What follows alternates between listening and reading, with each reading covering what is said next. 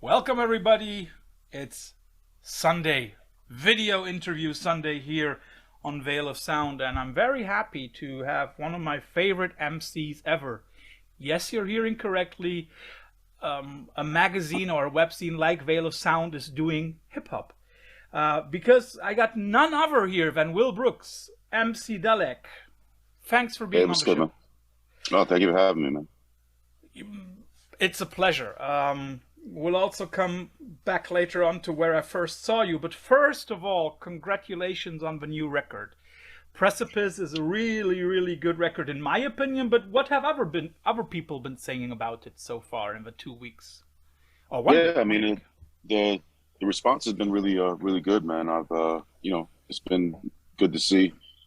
Um, you know, there's always good reviews, there's always bad reviews. That's just the nature of what we do. Of course. Yeah, you kind of have to have, you have to have thick skin to do this, so it doesn't,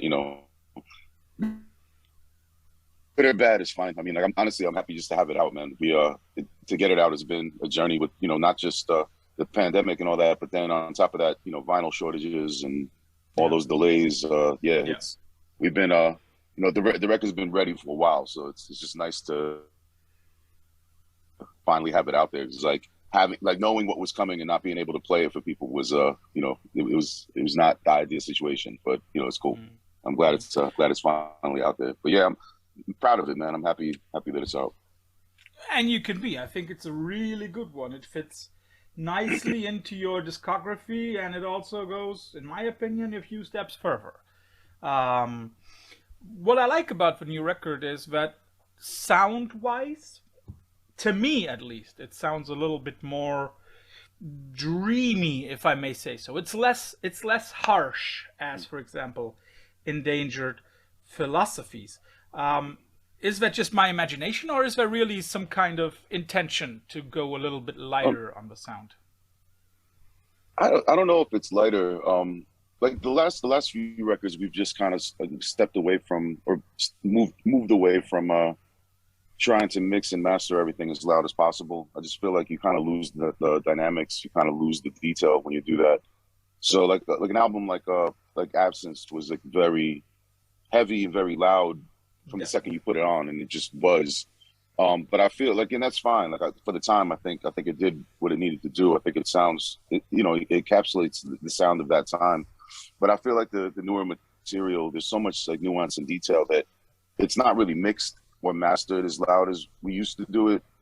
Basically, all you have to do is just turn up the volume. You know what I mean? Like it'll be loud and heavy when we play it live. But the idea Mhm. is to kind of let the songs breathe, to let the dynamics kind of shine through a little more. So Mhm. because of that, when you put it on, maybe it's not as loud as the older stuff. But Mhm. the heaviness of it is there. It's just done in a different way. And I'm kind of more concerned about the entire mix of the song, where the vocals sit. Mhm. All of that is always, like you said, like, it's a step further.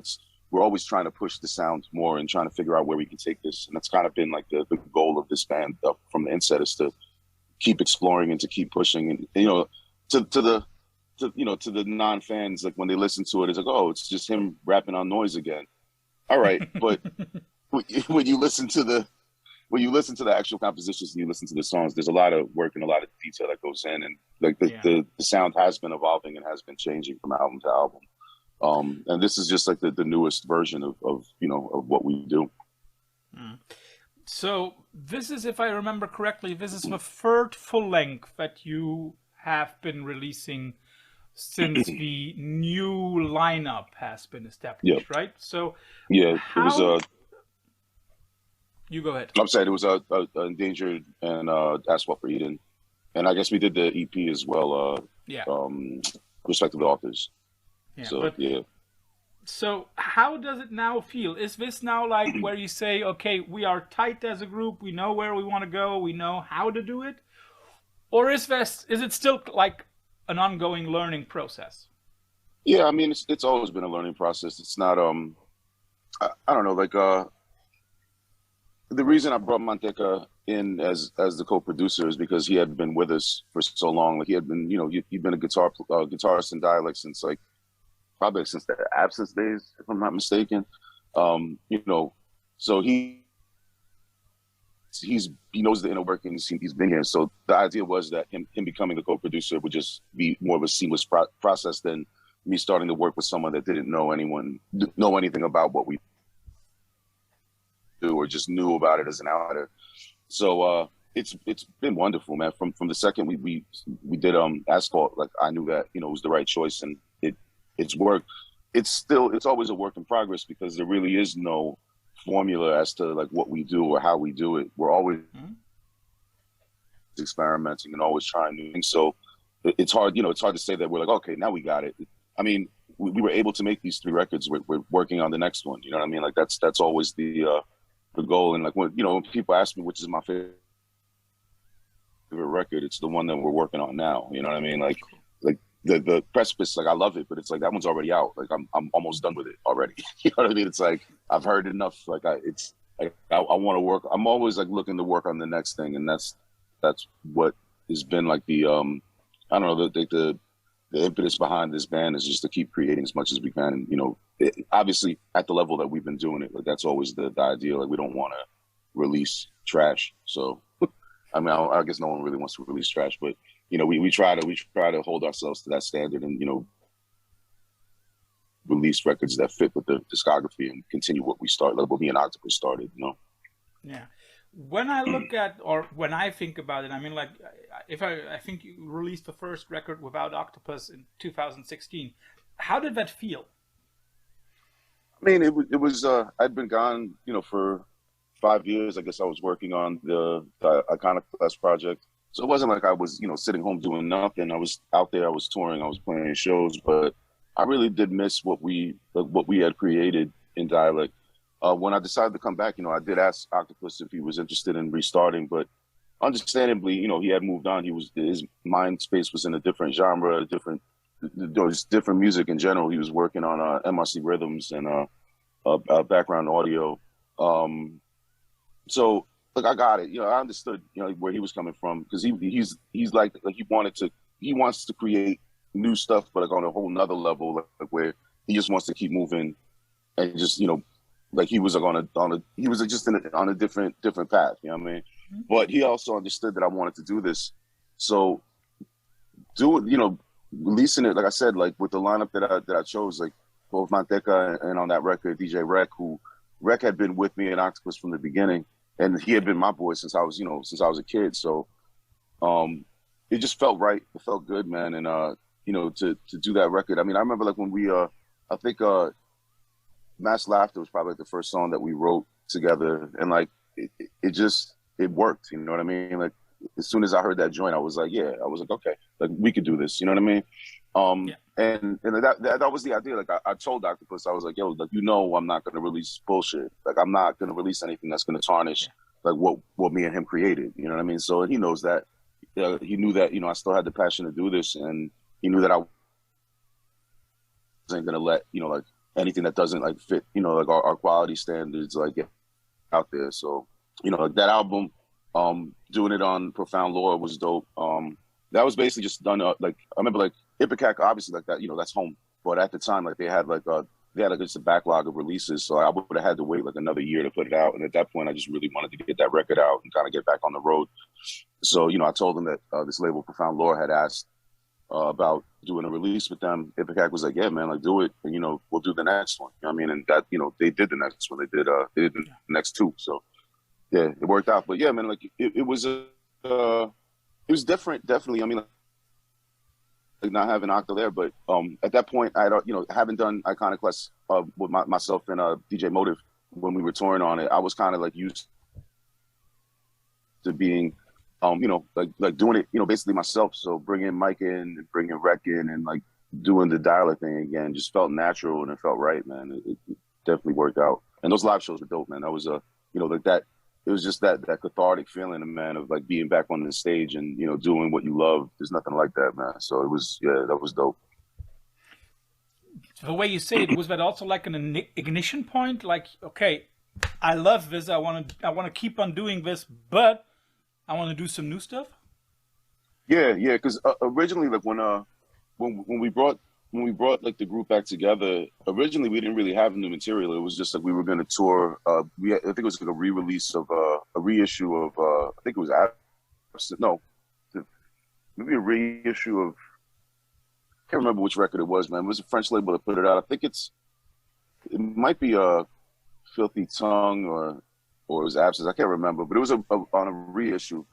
So we had this new vinyl out, and we kind of toured on that. So we were just playing old songs, and then we had like, let's do like one new joint. And like after doing one new joint, I was like, yeah, we need to work on an album. You know what I mean? So it kind of just happened like naturally like that. And once we worked on the first one, I knew, I was like, this is what I want to do. I released the second Iconoclast record, but that really, like, Iconoclast really is like a side project. You know what I mean? Like Dialect is what I enjoy spending my time actually, doing and releasing. What I also noticed about the new record, it has one of the tracks which is as close to normal hip hop as I haven't heard you do in a long time. Good. I mean, like that thing is like, it could be a Sunny Sampler summer thing, like bam. Yeah, it's funny. I mean, that really is as poppy as I think we'll ever get. But it's such a weird song, man, because it's more than poppy. I think it's just catchy. But it's like what the content, the lyrical content, and like what I'm saying is completely Dialect. And there's still, for as catchy as it is, like the track is still weird and kind of like off kilter. You know what I mean? Like, but it's definitely as poppy as we'll ever get. I agree. It sounds to me like a Trojan horse, like, okay, this is a pop song by Dälek, but don't listen to the lyrics. That's very, very nice. That's how we rope them in. Okay. Yeah, it's weird too, because that one, I wasn't sure if it was gonna work in the context of the album. Yeah. But it does, like it fits nicely in there and it works. I'm happy that one stuck around, man, because like when I did that track, I just remember I was like, man, just like that little vocal, like, oh. And the weird thing is, it's kind of like psychoacoustic, because like I just make people believe that it says good, but it doesn't really say good. It's just more of a but like in the context of the lyrics, it becomes good. You know what I mean? Yeah. But that is very nicely done. That is also like, it's a little like tongue-in-cheek thing. That's a cool idea. On the other hand, of course, we also got very, how should I say it, lyric-wise, very typical Dälek stuff. Like Boycott, which seems, to me at least, to be also some kind of central idea, like civil disobedience. Is that something that still drives you a lot? Civil disobedience, for example, towards big companies? Yeah, I think, just what I was kind of just reflecting on, like what we had been through in this country, with like the police shootings and the protesting and, all of that. And the album also has this like twinge of hope that I try to keep in all my music. For as dark as it gets, there's always like, it's not completely bleak and hopeless. You know what I mean? Yeah. And like part of that is like, I feel that way myself. Like during when there was like the police shootings and the protests, there was like a march that my wife and I joined here in my hometown, Union City. And it was, a crazy, amazing turnout. What was really amazing was that, we marched like to this park, and then at the park, the organizers of the march spoke. The organizers of the march were like in high school. You know what I mean? Yeah. They were like 15 years old, man, 16 years old. And these were like some of the most well-spoken people I've ever like heard. And I was like, man, I was not that well-informed or that politically active at 15.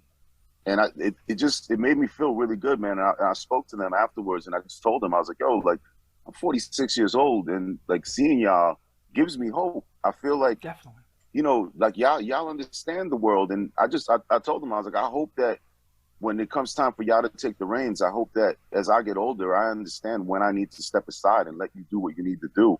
I was like, but just know that you have an ally in me, because I really do believe that like the younger kids, we just gotta let them fucking do shit. You know what I mean? Like they know what's up. a lot more than my generation or the older generations do. You know what I mean? And the problem is, you look at it now, you look at the baby boomers, and like they won't get the fuck out the way. You know what I mean? Like that's the problem. You know what I mean? Like they make decisions based only on their, like, what's good for them rather than what's good for everyone and what's good for the younger generation. And Definitely, you know, the numbers show that, you know, things will change. You know what I mean? Like one way or another. So we'll see what's up. But yeah, but like songs like Boycott were kind of born out of like that experience and just you know, just being part of what was going on here. Yeah, you know what I mean? Like I said, it's it's a heavy song, it's a dark song, but it's also, you know, it's a hopeful song. You know what I mean? A hopeful album, really. what struck me was a line that you gave us in what is it, Heretics Inheritance, where you say, like, it's so complex to identify as American, half saying it's better when other halves attacked by shepherds. I mean, like, shepherds is clearly probably just the cops, right? But No, is it really difficult? I was speaking on German shepherds, the dog. Yeah, that, yeah, that the cops use. yeah, the cops dog.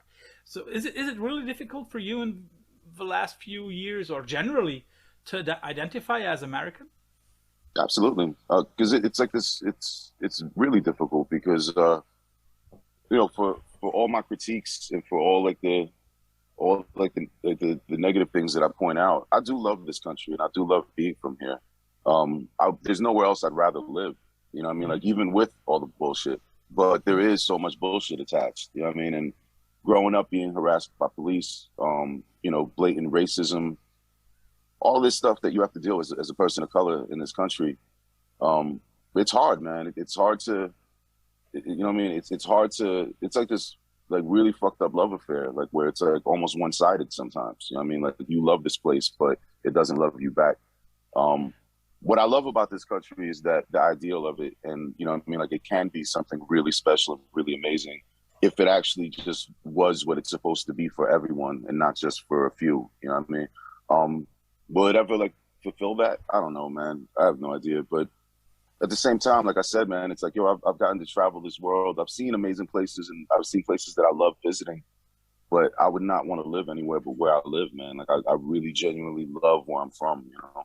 So it's tough, man, because it's like, you know, I remember during like the Bush years, the first and second, you know, going to Europe and having to, you know, not defend, but just being like, yo, you have to understand that just, you know, just because that's our president doesn't mean that we support like what he does. You know what I mean? And it's like, you know, same thing during the Trump years. You know what I mean? Like, so, you know, even during the Obama years, for as much as I liked Obama, but like his foreign policy was terrible. You know what I mean? So I can't justify him bombing and killing kids. You know what I mean? It's like, so it's like, you know, yeah, he had some good domestic policy, but I'm not a cheerleader for any president. I think that the weird thing is I don't like especially now in this country, like, you have like the right wing, like, you know, Trump supporters who like rocking flags for Trump and all this weird shit. I'm like, yo, just because I voted for Biden doesn't mean that I would never have a Biden flag. You know what I mean? Like, fuck that. It's like ridiculous, man. Like, I'm not cheerleading this motherfucker. I just want him to do a, you know, a decent job. And like that whole like cult of like, you know what I mean? Like, I don't know what the fuck it is. Like, you know what I mean? Like, they're like cheerleading this motherfucker like he's like a demigod. And it's like, yo, like, all these politicians can suck my dick. Like, I don't, you know what I mean? Like, I don't care if you're left or right. It doesn't matter. Like, Democrat, Republican, it's like, yo, until you're doing a good job for everyone, I'm not, you know what I mean? Like, I'm not your friend, man. Like, I'm not waving your flag. Get out of here. Weird times that we live in this country, man. Definitely. So after 16 months of Biden, do you see any improvement? I mean, yes, I do. I think the problem is that, you know, in this country that they also, you know, like, they think that like the president can just like wave this magic wand and shit is just gonna change. Like, oh, why is the gas price high? Like, why doesn't Biden change that? And it's like, yo, that doesn't work like that. You know what I mean? Like, so there's like stuff like that where that isn't gonna change. But I mean, I think the job he did with the pandemic was an admirable one. You know what I mean? Like, trying to get vaccines to everyone, trying to, you know, like he on that side, I think he did a good job. On the economy. I mean, the economy is like there's inflation going on. There's a worldwide pandemic. Again, it's like how do you expect one person to fix all that? You know what I mean? Like, even if Trump was still in office, I wouldn't have expected him to fix all that, and I wouldn't have blamed him either. You know what I mean? Like, that's a bigger problem than just one man in office. You know what I mean? But everyone wants like a quick fix, and I don't think that's going to exist from either party. I will say that I felt just a little, me personally, I felt a little safer with Biden in office, because he seems a little more stable, right? Than you know what I mean? And, yeah, during the pandemic. But I'm saying, like, in general, like, I just feel like, you know, Trump was just kind of like off the hinges, man. Like, yeah. I didn't really know like what the fuck was going to happen at that point. And it was also like, you know, you got this dude like wanting the police to come out and shoot protesters. You know what I mean? Yeah. Like, and that's supposed to be our president? Like, come on, man. Like, yeah, so I'm definitely happy that Biden's in office over Trump. But I mean, could things be better? Of course, things could always be better. You know what I mean? That's true. Getting back to the record, what I loved about it was the subtlety with which you work in some places. I mean, like, you got a really big name on the record with Adam Jones. You don't spotlight him, you just let him do some subtle tweaks and twists here and there in Heretic's Inheritance. That is awesome. But how did that collaboration happen in general? Yeah, I mean, we toured with them. It was me and Octo. We had actually, it's weird, like, we were already on hiatus when we finally were able to tour with them, but they had asked us to tour like years back, and we couldn't do it because we had like a European tour already booked that we couldn't back out of. So then the second time they asked again, and we were like, yo, you know, we're actually, the band's on hiatus, like, we're not really playing shows. And it was kind of like back and forth from the labels and, you know what I mean, like, their management. And then finally I get this phone call number from California. I answer it, and he's like, yo, I didn't know him at this point. He was like, yo, this is Adam from Tool. He's like, what the fuck is it going to take to get you guys to come on tour with this, man? I'm like, yo, I'm apologizing. I'm like, yo, like, we want to. I was like, I would love to. I was like, but at that point, Octopus was living in Berlin. Like, I was home. We hadn't played like in at least like 6 months or something like that. So we kind of, you know, I was like, it just became evident that they really wanted us to come out, and he specifically really wanted us to come out. So we made it happen. We toured with him because, like, and he was cool as hell, man. Like, we were basically like on his tour bus, so we spent a lot of time chilling together and just building. So we, out of everyone, I mean, like, everyone in the band was really cool and like really warm and welcoming. But Adam specifically, we just kind of like spent the most time with him and hung out with him the most. So we kind of just, I guess, just, you know, that friendship kind of grew. And we stayed in contact over the years, and like, we always talked about working on something together. Like, we were like, man, that'd be dope if we did something together. So when this song, like, there was a version that existed without him, that I was listening to, like, the rough mix one night, and I was like, his like sound would be dope on this. But you're right. Like, I was like, when I was listening to it, I was like, I don't want like a good, you know, like, oh, here's a Dälek song, and oh, here's Adam Jones on guitar. Like, here's the solo. You know what I mean? Like, I just felt like that was too easy and too, like, I don't know, too cheap, really. You know what I mean? So yeah. I gave him free range. I was just like, I sent him the track, and I was like, oh, do you want to work on this? And he loved the idea. My brother, he went like into the studio for like 2 days and sent me back this like Pro Tools session, like with all these tracks and ideas. And there is a guitar solo that he did. We just chose not to use it. But we used everything but the guitar solo, which she found hilarious. And I also feel like I'm probably the only one on the planet that's like I don't know how many people have turned down Adam Jones guitar solos, but I did. I still have it on my computer somewhere, but but I feel like, honestly, I just feel that like it sounds right. It doesn't sound forced. It sounds like him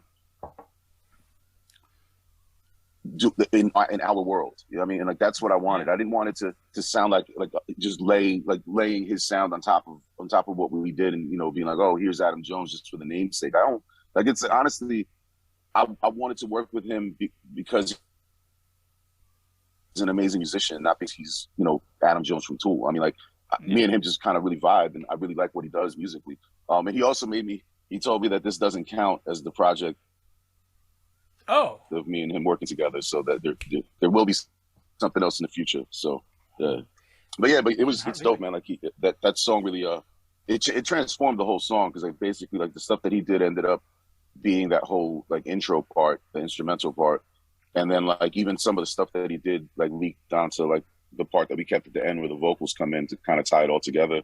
But even like down to the Martin Luther King sample that came through his guitar pedal and pickups, and he recorded it by accident. And like, you know, he tells me, he's like, yo, he's like, when I was recording, like Martin Luther King came through the pickups, and I'm like, yo, and it was when I heard it, I was like, yo, I gotta use that, man. I was like, it's amazing. It's like the sample came to us, you know what I mean? And like, I was like, and I love those moments when you're recording, when things just like happen, like happy accidents like that. And I told him, I was like, I knew at that point, I was like, yeah, I was like, having you on the track is the right idea, man. I was like, that's perfect. It works. It tied it all together, man. It made that song what it is. And what I also like about it is that you even hear, it's like you hear the guitar and you're like, okay, I know the sound. And when you think a little about it, then you notice, okay, I've heard that before on tracks like, you know, Opiate and Lateralis. It's like his signature sound, which comes through, but it's not overly present. It's not dominating the song. And that's something that I really, really like. I also love the just the hypnotic nature of it. You know what I mean? Like it's, you know, you really get like fall into like with like a lot of his music, you fall into this like weird trance, and then next thing you know, like the vocals come in and kind of like snap you out of it. It's kind of dope, like the whole arrangement. But yeah, I thought it worked great. And like you said, it's like, you know, it's his signature sound. It's just not over the top, and it's not guitar solo, like, you know, Guitar God on the intro kind of thing. But I said that I want to tell people, you know, or also you, when I first like really got to know Dälek, and that was, I don't know if it was 04 or 05, 2004, 2005, but you were on tour with Jesu and ISIS, and I still remember you playing in a former church in Cologne, you know, my hometown. Oh yeah. And that was a really impressive night, because I remember we came there, and of course we were there for ISIS. I mean, like, of course, I gotta admit that. And we had heard of Jesu and Godflesh, and we were like, wow, we have a rapper in the middle, okay, yeah. And it was really interesting to see how well you fit into that package. What did you think before you joined those two acts? Did you already know that it would work that good? Or was it also something that just came naturally? No, that specific tour, like we knew, because we had played a bunch of shows with ISIS before they were on Ipecac, before we were on Ipecac. We kind of both ended up on Ipecac, you know, from different paths. But we had played like shows together in Boston and in Connecticut and a couple other places, like before either one of us were on that label. So we knew we were already like friendly with them. We thought they were amazing.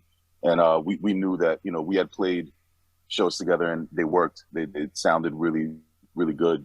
Yeah, it was just, those early shows were dope. And like, so doing that European package was amazing, man. That was a great time. And like you said, it really translated well, especially like with Jesu as well, because all three bands were just so heavy, man, but in such different ways. You know what I mean?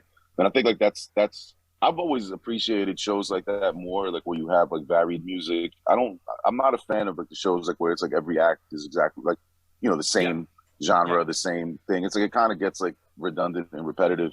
I feel like when you have like those diverse styles, I feel like there's a way there's like a common thread that runs through all the bands, but the music is very different. You know what I mean? So to me, it just makes for a more entertaining night. True. But yeah, we are. Those like that stretch of shows, those were really, really fun, man. Like I really enjoyed touring with those guys.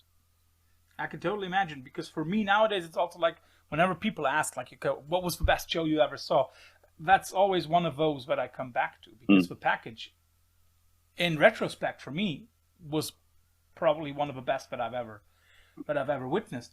But it's also amazing because, you know, as I said, you knew that it would fit. We didn't think it would, you know, we were like, hip hopper in the middle, what should it be? But then it turns out, just like you said, it's like acts from different realms or different worlds coming together, and then it works out perfectly. And you have done that quite often in your discography. You know, you've worked with, for example, Zoo and Faust. Yeah. I mean, like, from all those that I've seen you do, that is to me, or those are to me, like some of the most outstanding ones. how was it recording, or how was it working with Zoo or Faust? Yeah, I mean, like, you know, to us, like, genre means very little as far as, like, you know, we don't let it limit us, man. So we've never, like, I've never been like, oh well, I think those guys are great, but can't work with them. They're a jazz group. You know what I mean? It's like, Yeah. like, if you think that way, you'll never work with anyone. So, like, to me, it's like I always approach it as, you know, like, what can we bring to the table, and what are they bringing to the table, and how do we, you know, they're all ingredients, man, and it's all about, like, you know, how do you prepare this, like, you know, how do you make this into a meal? Definitely. I mean, and yeah, with the Zoo guys, again, it was just like that. We've been lucky enough to, like, work with these bands where we just kind of, like, have this connection with them, and it just vibes and it works, you know. With Zoo, like, there's, you know, I've spoken on it often. There's an album that exists that never came out, and it's my fault because I never got around to working on the lyrics, but the music to it exists, and it's like Jesu and Dälek, you know, like a full album of music that we worked on together, and it's beautiful, man. Like, I really like listen. Like, I listened to it the other night, and like, every once in a while I put it on, and I'm like, man, I feel like I don't know if it's too late to do it or not, but I would like to. It's never you know too what I mean? late. Like, yeah, but it's really powerful stuff, man. I feel like, you know, that was another tour that, you know, tours with them that were amazing. Like, playing with Zoo was always an amazing time, man. And then, like, with Faust, like, that was like a dream come true, man. Like, I can't even. It's hard for me to wrap my head around the fact that, like, Joachim is, like, you know, I consider Joachim like my brother now. Like, that, you know what I mean? It's like that dude is still an idol to me, but he's also a friend now, and it's crazy to me, man. You know, being able to work not only on the Dälek versus Faust album, but also we worked on Anguish. Like, he was part of that as well. And he's like, yo, he's still killing it, man. He's such an amazing musician, and he's just taught me so much, man. Because it's like his approach to music and just his approach to life is really, really amazing and really eye opening. Like, when we worked on the Anguish record, like, that dude was barely in the studio room. He'd be, like, in the other room, literally cooking, like, making food for us. And then, but he has speakers in the kitchen, because it's like his studio, like Faust studio where he's at now. So he has, like, speakers in the monitors in the kitchen where he can listen to what's being recorded while he's cooking. And then he would just wander in, and he would just add, like, this one piece to, like, what we're working on. It would completely, like, change what we would do, and everyone would be like, yo, like, that's exactly what it needed. And it's like he knows when, like, what to add and when to add it, man. It's just, you know, that comes from experience. Like, he's been doing it and has been creating such amazing, groundbreaking music for so long, man. And that dude's still doing it. It's dope, man. It's really amazing. But the first record, when we worked with him and Zappi, and you know, the lineup of Faust that was around at that time, that was ill too. That was in a different studio, but it was, you know, similar like situation where we would just kind of hang out. Honestly, like, most of the time was us hanging out, eating and drinking, and then at some point we would, like, wander down into the studio and just kind of record, and he would just capture everything, and then he mixed the album and kind of, you know, like, decided what was going to be the album, and would just send us, like, these versions until finally he was like, this is the one, and, like, that, you know, that was the one that he felt was, like, the mix that he wanted to be released. And, you know, who am I to argue with Joachim from Faust? So that's the one that got released. And yeah, man, like, I still listen to that record, and it's like, it's a beautiful work, man. It's you know, just to be a part of it is really special to me, because I really do love Faust music, man. You've already said that you basically don't care about genres, and I totally agree with that. But is that also, like, a positive thing for you, that you don't have to cater a certain scene? That you can basically just do whatever the fuck you want? Yeah, like, I've told people from the beginning, like, what I do is hip hop because hip hop is my culture. You know what I mean? Like, that, like, this is my brand, my style of hip hop. But at the same time, like, I recognize that, you know, we don't really fit. We never really fit anywhere. So we just kind of, you know, we created our own lane. We created our own thing. You know what I mean? And I'm good with that. Like, I'm happy with that. And, you know, like, to me, it's like, I would never say we are these groups. Although Joachim at one point did tell us that we were just like Faust, and then he told me that what he meant was that we'll never make any money. Um, but he's right. He's correct. He was correct in that assumption. But I mean, like, you know, we are a band in that, like, in cut from that cloth, man. Like a band like Faust or like Silver Apples or This Heat. You know what I mean? Like, where they just created music that is theirs, and it never, you know, none of those bands really ever fit anywhere. They just created music that they felt sounded right, and that's all you can really worry about. You know what I mean? Like, you can't like dictate who's gonna like what you do or who isn't gonna like what you do, and like, that's not really my place, man. Like, my place is to present my art and present like my statement, and it's gonna resonate with whoever it's gonna resonate with. You know what I mean? Like, you find your tribe, and that's what we've done. You know what I mean? Like, we've been lucky enough to do it for like 25 years at this point. But yeah, like, you know, like, at the core of it, it's hip hop, but it's hip hop and everything else that we add to it. You know what I mean? It's our, I don't think it has a name. It's just, you know, it's whatever we do. You know what I mean? Well, the label that you've been put on is abstract hip hop, right? And I think that is in some ways even true. But how hard is it for you to record stuff and find stuff that you like? How hard is it for Dälek to please Dälek? Oh yeah, that I'll never please. Like, I'll never be pleased with what we do. Like, you know, as soon as we put a record out, I generally tend to hate it. And I mean, all I hear with the album is like everything that I did wrong. But my you know, my goal is to create albums that, you know, that capture who I am at that moment, and that's all I can do. You know what I mean? Like, I try to improve on the next one, and it's in that hunger and that passion to keep creating that, you know, that's what creates the music. I feel like if I was satisfied with every release, then I wouldn't do another one. You know what I mean? I feel like it's like that dissatisfaction, that dissatisfaction, that like searching for lack of better word, perfection, which I know doesn't exist, but it's like you keep striving to try to get better and better, and you know, try to capture the way it sounds in your head, and that's a difficult thing to do, you know. But I feel like every record release, we try to get closer and closer to that ideal. But yeah, I mean, like, to me, it's more about the journey and more about the creation process. Yeah, I mean, and you know, each Dälek album takes on average, like, you know, 2 years, 3 years, and there's a lot of steps involved, and there's, you know, we start with, you know, I'm constantly working on song ideas, and some of them get fleshed out, some of them don't. This album specifically, like, a lot of songs got cut. We started with something like 50 ideas that got narrowed down to like probably like 17 tracks that we actually worked on. And then from those 17, a lot of, you know, some of those got cut away, other ones got added. And, you know, there's tracks that didn't make the record that are great tracks that are, you know, that are good on their own. They just didn't work in this context. But that's the nature of it. It's like, that's how you get to an album where I could at least tolerate it. Is like a lot of other stuff needs to kind of get cut away. Like, I look at it like, I always looked at like even creating like our tracks and creating our albums, like, you know, it's like a block of marble that you're like sculpting.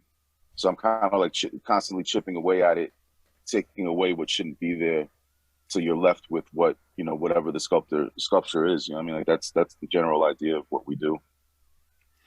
Let's talk a little bit about hip hop in general, and, you know, the culture behind it. First of all, what if you had to name like 2 or 3 rappers?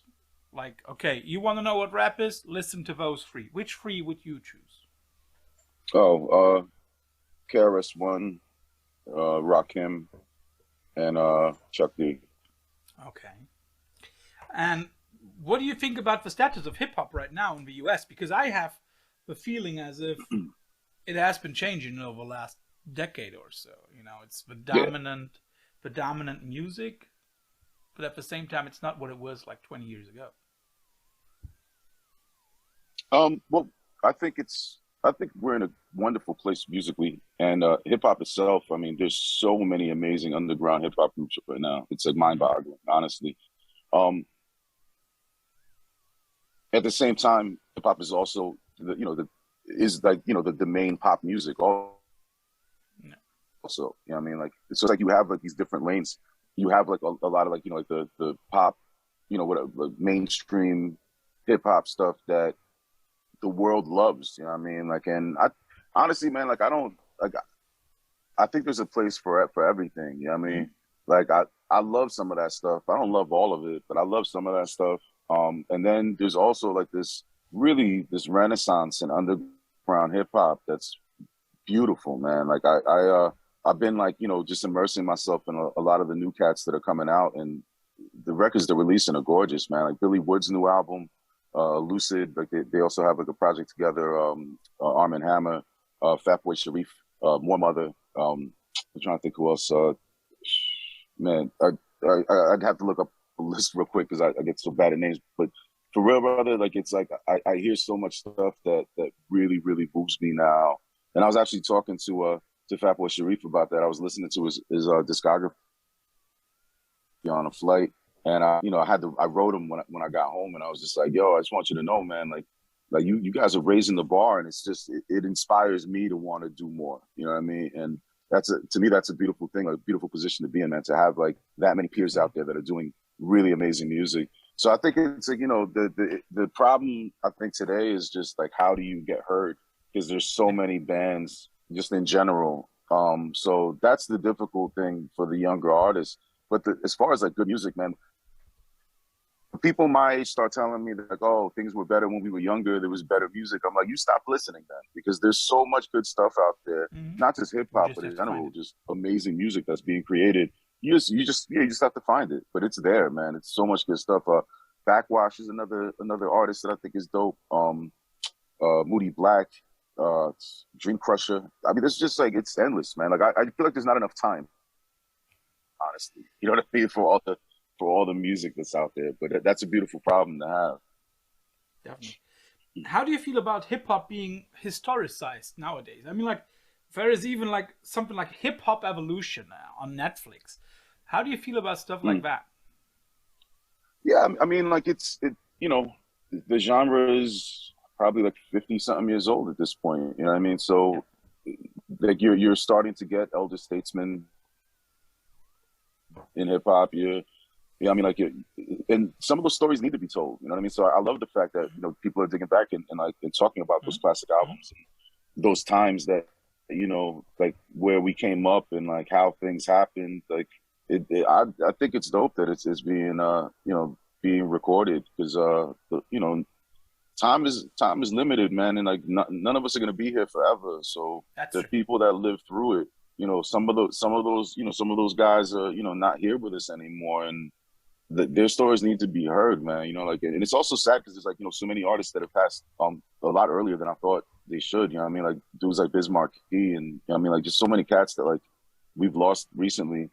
I want, you know, they need to get their flowers, man. They need to, you know, people need to know like what they contributed to the world, really. You know, I remember like when I was coming up, because I was a little kid when I grew up with hip hop as hip hop was growing up. You know what I mean? And I remember people telling us, "Oh, that's not music. That's not gonna last." You know what I mean? That's trash. So that's the reason why, even though, you know, what I do is like obviously, you know, underground and you know, left field experimental hip hop, whatever. But that's why like mainstream pop hip hop really makes me smile, because it's like y'all told us that we weren't shit and that this isn't music and we wouldn't be here. And that's so hip hop for us to be like, oh, word? All right, fuck you. Now we infiltrate everything on this planet. Like from music to commercials to movies to fashion to like anything you could think of. There's McDonald's commercials with hip hop in it. You know what I mean? So like tell me again how this isn't music, and tell me again how this is trash. You know what I mean? Like now it's like a multi-billion-dollar industry. So like that definitely, it makes me smile, man. That shit makes me smile, man. Of course. I mean, like, and it's also like deservedly makes you smile, because, you know, like lasting through it all, lasting against any obstacle. That's what I really like about hip hop in general, or also about, you know, you as a band. I mean, like, I can imagine that 20 some years ago, people said like, oh, that maybe they even said like, that's not hip hop.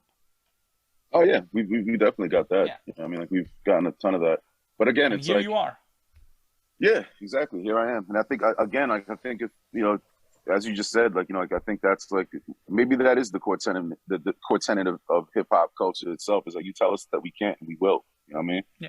It's like you keep telling us that we won't do this and we won't do that, and we'll keep doing that shit. So that's you don't get more hip hop than that. Definitely.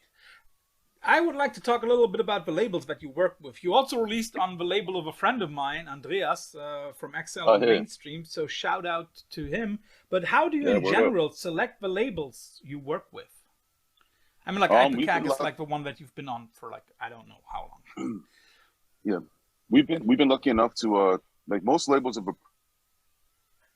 approached us, man. Like we the first record we did, Necros, that was on Kern Blanston. It was a small indie label here in Jersey. That one we happened to play a show with like the guy who owns the label, Charles Maggio. He was in a band called Rorschach, and then he was in Computer Cougar. We played a show with Computer Cougar.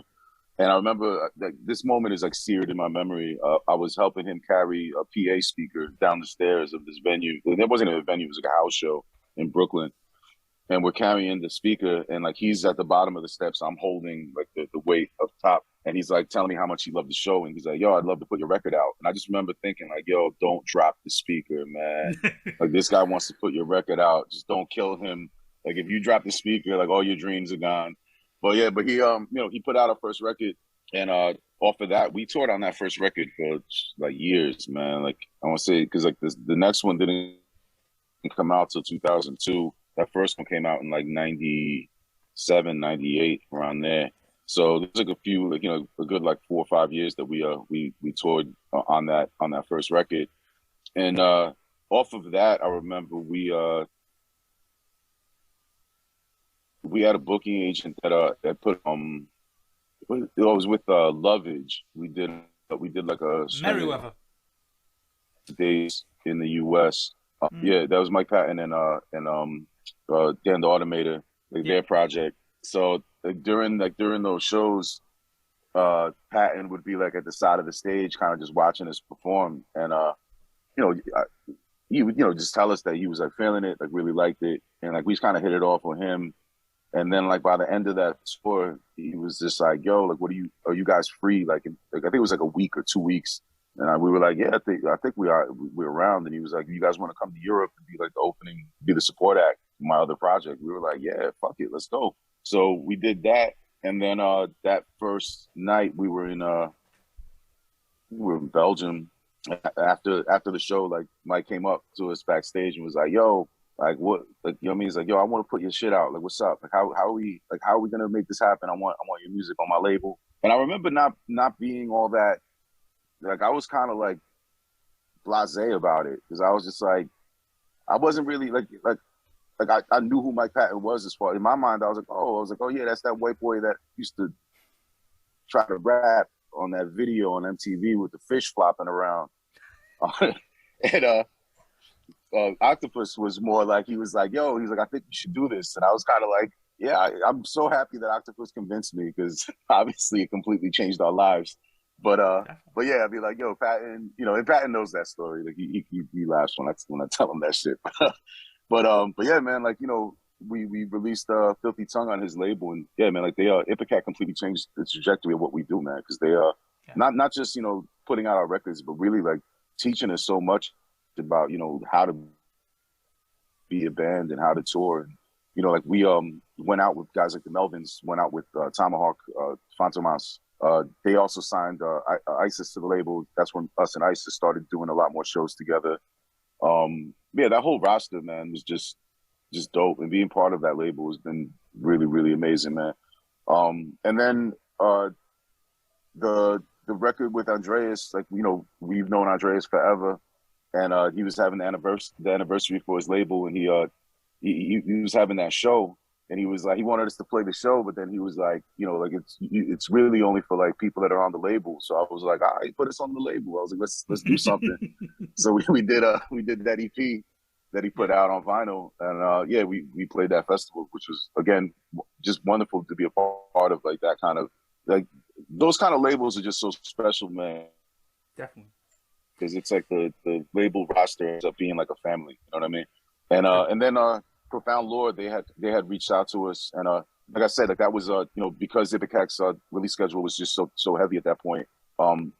We wanted the record to come out that year, and it really Ipecac wouldn't be able to do that.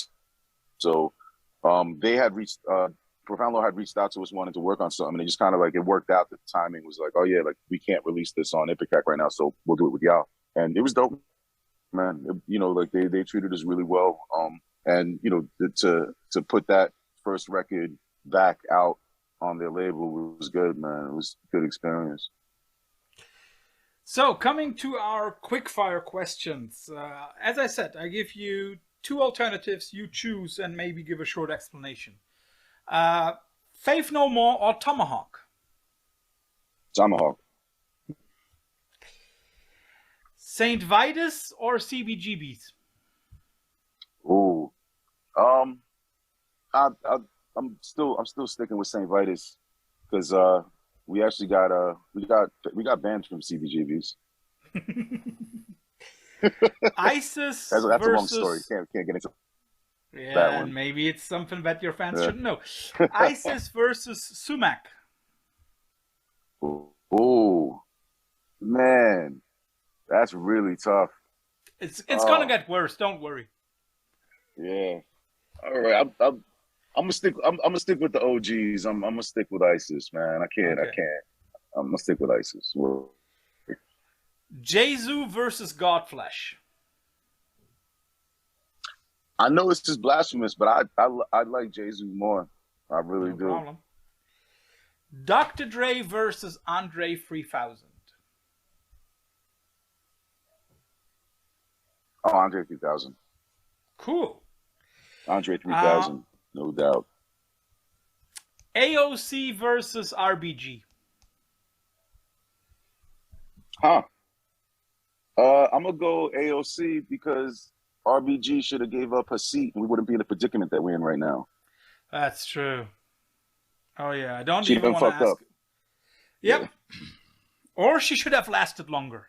One of those 2 alternatives. Right. Yeah. The Roots versus exactly. the Beastie Boys. Ooh, man. That's tough. Fuck. Don't worry. All right. Man. I had to choose two hip hop bands with instrumentals. Yeah. Yeah, I'm gonna go Beastie Boys just because they did it first. But the roots are very dope, man. Okay, I give you an easy one. And Black Thought Black Thought is definitely a way superior MC than any of the Beastie Boys. I have to say that. He may be one of the best MCs of all time. Black Thought. KRS-One versus A Tribe Called Quest. KRS-One. Yeah. The thing already for the acronym, right? I mean, like the abbreviation is already cool. Yeah, but for me, it's like if you put KRS-One in any question, it's always going to be KRS-One. You put them up against like RGB or AOC, or I'm still picking KRS-One. KRS-One. Okay, then KRS-One versus Chuck D. Still KRS-One. Cool. Yeah. And the last one. I know a lot of people don't hear like jazz in your music or soul, but I do, and so I have to ask: Motown versus Stax.